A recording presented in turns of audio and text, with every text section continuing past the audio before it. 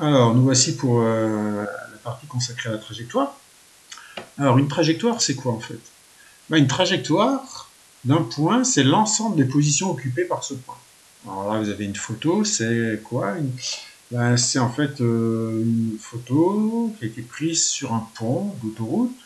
Et donc là, on a les voitures qui viennent vers nous, et là, on a les voitures qui partent de nous.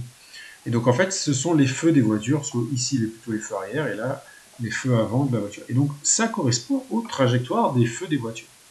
Alors, d'autres types de trajectoires. Le plus simple, c'est celui-là, ça c'est la trajectoire du skieur par rapport au sol. Voilà, on voit par où il est passé. Ici, on a la trajectoire de l'avion par rapport au sol. D'accord? On va supposer que le photographe a pris cette photo quand il était debout sur le sol.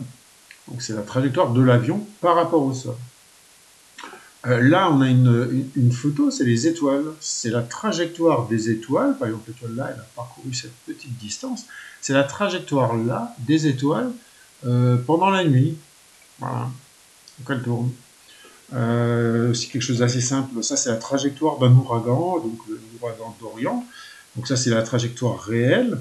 C'est-à-dire qu'avec les radars, ils ont pu savoir où se trouvait l'ouragan. Et après ça, c'est des simulations, des trajectoires simulées de l'ouragan. Du coup, on peut prévenir après les gens en Floride ou en Géorgie. Là, vous avez la trajectoire des avions. Donc avec, il y a des sites internet, je ne sais pas si vous connaissez Flight Radar 24, qui vous permettent d'avoir la trajectoire des avions. Et là, ça vous le connaissez très bien, c'est la trajectoire d'une voiture, par exemple, quand vous partez en vacances, avec votre GPS, vous allez avoir votre trajectoire. Alors on peut avoir différents types de trajectoires. Alors, on va regarder. On a un téléphérique. Voilà. Si je fais afficher des points, vous voyez, donc la courbe verte, c'est la trajectoire du point vert, la courbe rouge, la trajectoire du point rouge. Ok, alors qu'est-ce qu'on peut dire? Que ça fait de belles courbes, d'accord? Voilà.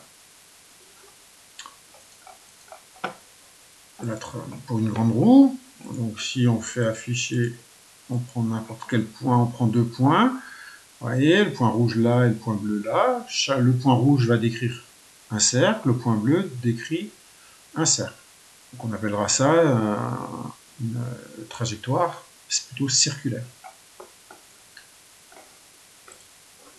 La barrière automatique, alors je vais tout de suite afficher. Si on fait ouvrir ou fermer la barrière, on voit que le point vert et le point bleu décrivent des arcs de cercle. C'est pas parce que ce n'est pas des cercles entiers, mais on peut aussi dire que ce sont des trajectoires circulaires. L'essuie-glace du bus, alors regardez, j'ai tout affiché, alors ça va faire beaucoup, mais du coup on voit que le point rouge et le point orange décrivent vraiment des arcs de cercle, hein. D'accord? Donc, eux ont une trajectoire plutôt circulaire. Par contre, le point vert et le point bleu, eux, ont une trajectoire, c'est pas vraiment un cercle, hein, c'est une courbe, donc on dira curviligne. On va pouvoir résumer tout ça dans le cours. Donc, si la trajectoire d'un point, d'un objet en mouvement décrit une portion de droite, c'est le cas par exemple quand on ouvre un tiroir, par rapport au sol, le tiroir décrit un mouvement rectiligne. Si la trajectoire d'un point d'un objet décrit un arc de cercle ou un cercle pour la lame du mixeur, le point là de la lame du mixeur va décrire un cercle. Donc, ça sera un mouvement circulaire. Et puis, dernier exemple, si la trajectoire, par contre, d'un point de l'objet va décrire une courbe, c'est ce qui arrive très souvent, par exemple, au foot, quand on fait un coup franc, le ballon, par rapport au sol, va décrire vraiment une courbe. Voilà. Et donc, on aura à avoir ce qu'on appelle un mouvement rectiligne.